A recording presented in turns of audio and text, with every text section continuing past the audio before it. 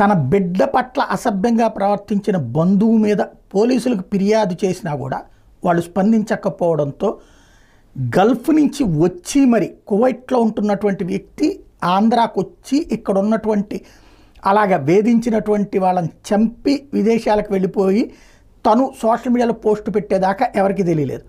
బుధవారం విడుదలైనటువంటి ఒక వీడియో సంచలనం సృష్టిస్తోంది.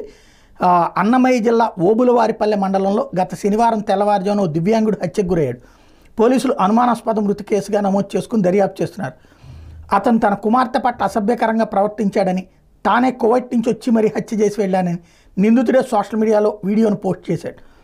ఓబులవారిపల్లె మండలానికి చెందినటువంటి దంపతులు కువైట్లో ఉంటుంటే వాళ్ళ అమ్మాయి 12 ఏళ్ల అమ్మాయి ఊళ్ళో ఉంటున్నటువంటి చెల్లెలు ఆమె భర్త దగ్గర ఉంటున్నారు. ఇటీవల చెల్లెలి మామ మనవరాలి వరుస అయ్యే ఆ బాలిక పట్ల అసభ్యంగా ప్రవర్తించాడు. ఈ విషయాన్ని పోలీసులకు కంప్లైంట్ చేసినా పట్టించుకోలేదు. ఆ విషయాన్ని బాలిక తన తల్లికి